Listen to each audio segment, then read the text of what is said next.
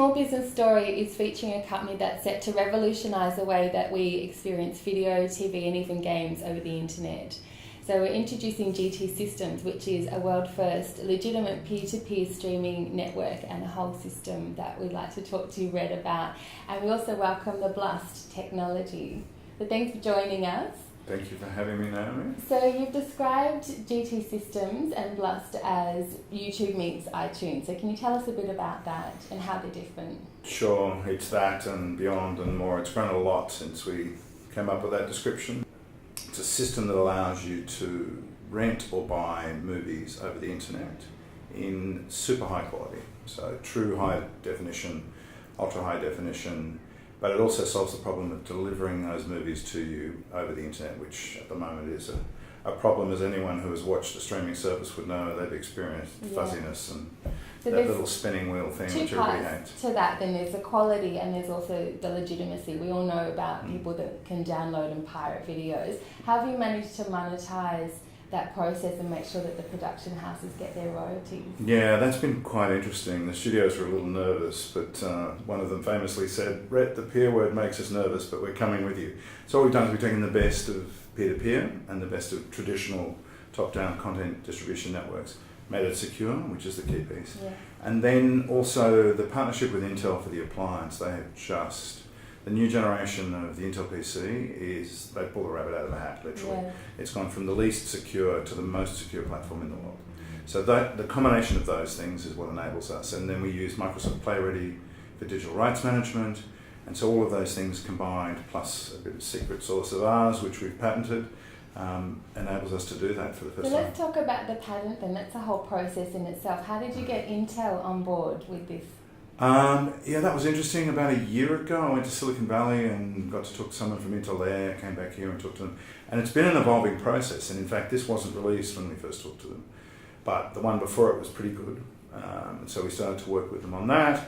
And then this one came out and just floored us completely. It was like, I remember when they announced it, I describe it as looking through a wormhole into another whole dimension. It's really interesting because the technology in this whole industry is changing so quickly. We've gone from Blu-ray and HD to HDR and 4K. So how do you stay ahead of the curve and make sure that you're not superseded? By running very fast. You're right, it changes on a daily basis. There was another piece again today. So it's really about, and this is really the challenge, but it's also the fun bit of trying to get to the top of the mountain in your field, you know, and it's a long, hard journey. Yeah. But, you know, then one day you look around and you go, wow, actually we might be here, and then you see some other people at the top of their mountains and you start to have conversations with them. I want to explore that a bit because I know how long you've been working on this project, and I think it's really interesting that this is an exercise in, I think, not just innovation but determination. You won a pitch contest to get you over to Silicon Valley in the top 50 with Tycon. So what have been the highs, I guess, in this, and what have been the lows for you? Yeah, very good question. The highs and the lows are the flip side of the same thing. As a very, very wise friend of mine said to me in the early days of this, he said, "Rhett, adjust, keep moving forward." Yeah. Best advice I ever got, you know, and that's really, it's the key to success for any business, but particularly in a high-tech business, which, as you say, in the field we're in or any field, is just moving at lightning speed. So it's really about being able to say, okay, well, that didn't work. You know, what do we do now? Sit back, deal with that. You know, sometimes you have to kind of go into your cave and soak for a while and then come back and go, okay, well, let's find a new way to do this. And just to keep doing that. Adjust is a great word as well, because you have had different iterations of even the Blust here. Yeah. So talk us through that as well. Yeah, so that's been a really interesting part of the journey is, and we sort of did it, and then, you know, as is often the case, somebody came up with a framework for it, which is lean startup. And so we did like most people, we had an ARM design in the early stages of this, and we did a Kickstarter, and that was really effectively a beta test of the whole thing. We got some very, very strong feedback from that, not least of which was they hated the mechanical design, and then we kind of realised that, you know, there were some things coming down the pipe that you need a lot more powerful, and then that thing came along. And so tell us, what does it do? So in lay terms, it takes a video that I might be watching myself and it shares it with you, but bypasses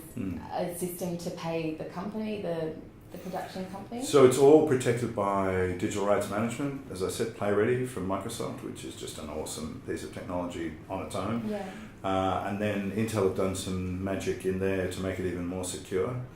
And then we add our secure peer assist network technology on top of that. And what we do is we're kind of like a big monitor or supervisor over the top of the network, where we slice the video up into packets or segments. We then encrypt that with digital rights management, and then we move those slices around the network. And we do that, quote unquote, intelligently. Yes. So we will look at your network speed, what the nearest person has that you might need, pieces of this video, and just move them around and deliver them in real time to your appliance, so that you just sit there and watch it. And presumably that's faster because it's peer-to-peer rather than from the big Amazon or Netflix. Absolutely. The challenge at the moment, which everyone faces, you mentioned Amazon, but Netflix or any of the large streaming platforms, is to get video, which has become the single biggest traffic on the internet, across what is a very congested internet. Yes. And to do that top down across the network is a real challenge, which is the traditional method of doing it using a content distribution network. So we describe this as kind of like a lot of small hoses make up a fire hose. Yeah. So, you get a little hose from the guy next door and the guy down the street and maybe the guy, on the other side of the country. But those small hoses add up to fire hose. And really what we do is we fill up your pipe. So to the limit of your bandwidth that you have. And then games are becoming a big part of the industry as well. They're actually superseding even downloads from movies and things. Games crossed over a while ago. The game business itself is bigger than Hollywood. And games themselves are more profitable. And some of the big AAA game launches are actually bigger. There was one just recently that was bigger than the biggest Hollywood launch. So it's not a thing a lot of people know, but in fact but it also requires a huge amount of processing power, and I guess this is the challenge that everybody faces, is that everything that's coming down the pipe, AAA gaming, virtual reality, all of it requires more and more processing on the premises in the lounge room. So this is a brave new world, it seems. There's so much out there. Where we're going to be in 5 years' time? Is this something that's going to stick around? We're sharing things a lot more?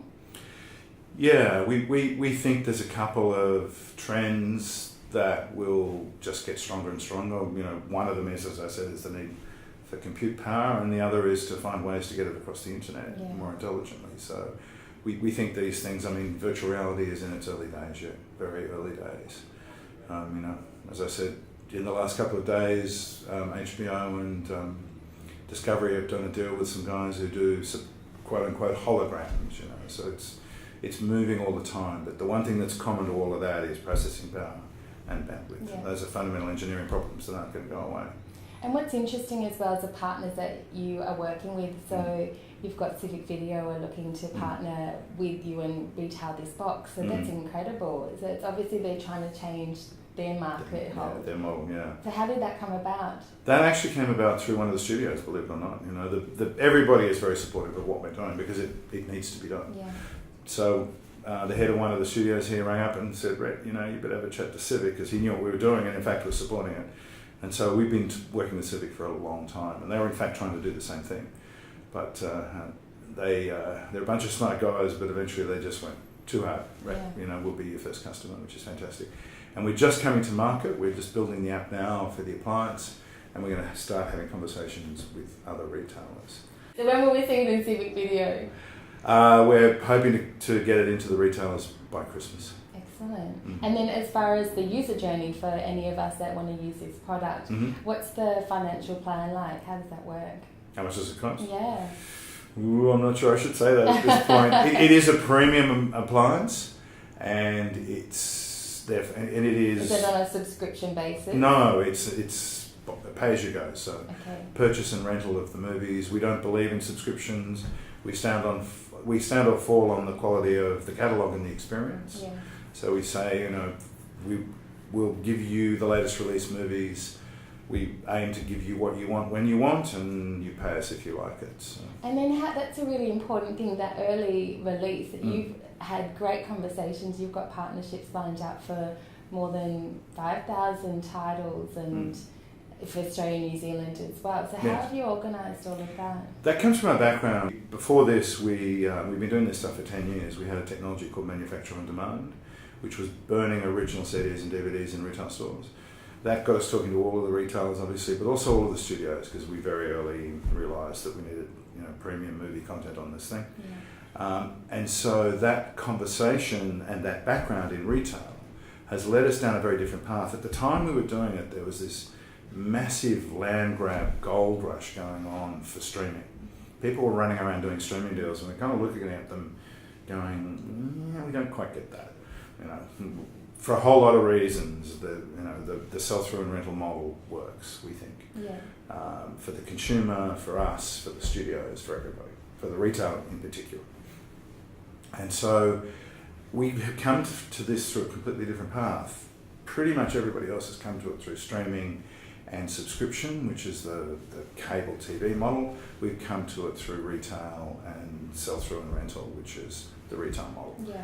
And it's a very different model, but we've been saying this a bit lately. We find ourselves in a very interesting place at the moment, and there's been a few things in the press about some of the large streaming businesses perhaps looking a little challenged on their business models, and and you've got a real share of the market that you're doing something very different to what those big guys are doing. Absolutely. I think it's really exciting. Yeah. Well, we refer to you as the white hat hacker because you are doing something that's legal and it's great quality, and I think it's something that there's obviously an appetite for. So for everyone, look out for this box, the Blust, at Civic Video, and we'll hopefully hear more from Rhett and his success stories. Thanks, Rhett, for your time. Thanks very much, Naomi. Pleasure.